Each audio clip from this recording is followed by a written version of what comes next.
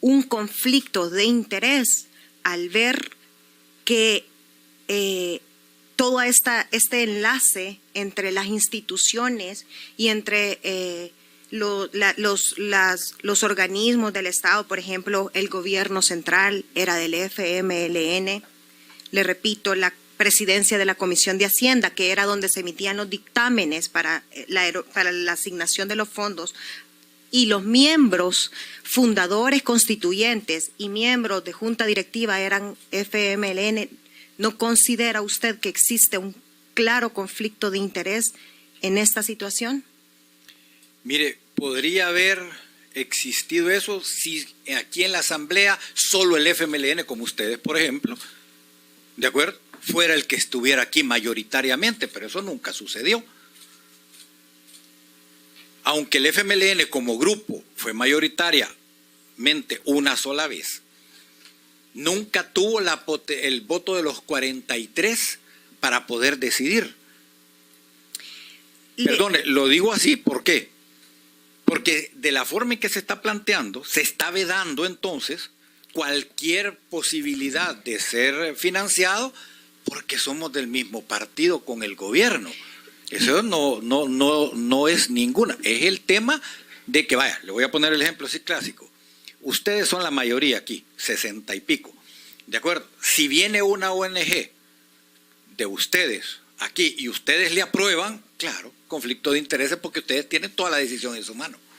Claro. Yo le hacía esta remembranza porque incluso en una sesión anterior tuvimos acá sentada a la señora Calderón Sol y ella nos comentaba de que en los pasillos de esta asamblea se llegaban a negociaciones para la asignación de los fondos y de las colas presupuestarias. Entonces, no solamente bueno, ella llegó a llamar que se veían como familia, como hermanos, dijo ella, con los otros partidos parlamentarios, con los otros grupos parlamentarios al interior de esa asamblea.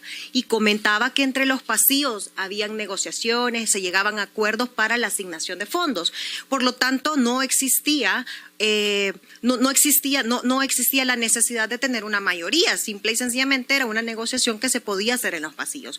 Por eso le digo yo, vuelvo a la pregunta, realmente, y al pueblo salvadoreño, realmente que haga sus valoraciones sobre si existía un claro conflicto de interés, porque todo estaba acá, todo está enumerado, y la finalidad de la ONG realmente no tiene unos resultados medibles, no puede presentarse un informe con resultados medibles. Hemos visto fichas y esa, la que presentó el colega diputado, es solamente una, así como esas fichas de asistencia, hay varias fichas vacías, faltas de firma. Hemos estado investigando y estudiando los documentos legales de la organización y realmente encontramos varias inconsistencias. Ese es el motivo real por el que lo hemos citado este día, para que usted aclare ante esta comisión ese tipo de inconsistencias y el conflicto de interés que nosotros hemos podido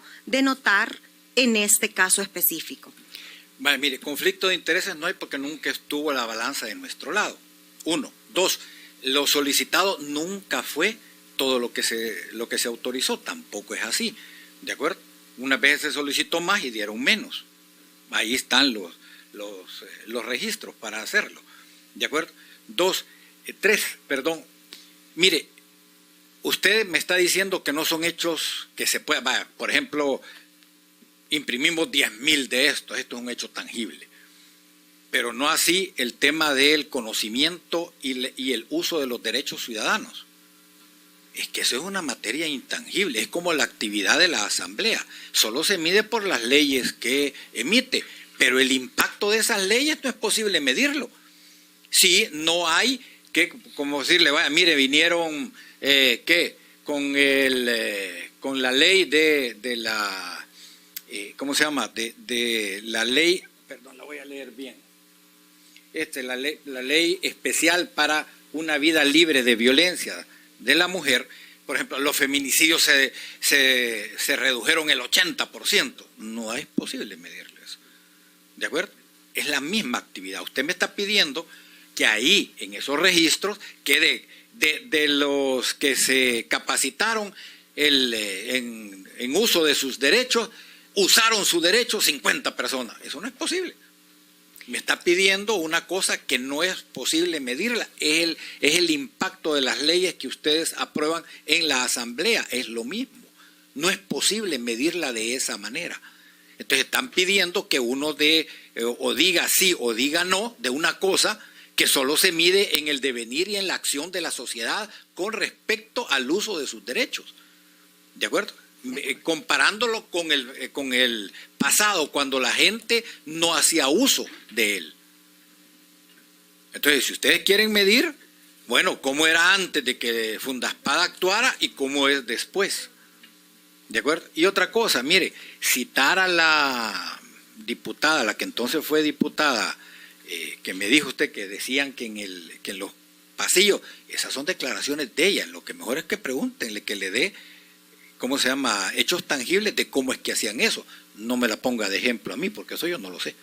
No, yo le comentaba y le traía remembranza porque sí, y de hecho, y lo mismo fue, ese mismo mecanismo fue corroborado por varios ex técnicos de esta misma asamblea, ¿verdad? Pero en fin, realmente es solamente develar la percepción a través de la evidencia que nosotros hemos podido recabar del claro conflicto de interés que se demuestra, como le repito, a través de la evidencia. Sin embargo, Presidenta, considero que para que queden efectos de récord, ¿verdad?, que al criterio personal mío, yo sí considero que existe un conflicto de interés al formar parte todos los entes responsables de la toma de decisión en este tipo de asignación de fondos para la organización, eran miembros del mismo partido FMLN.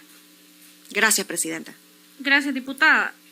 Señor Handal, ¿quién elaboraba todos los documentos o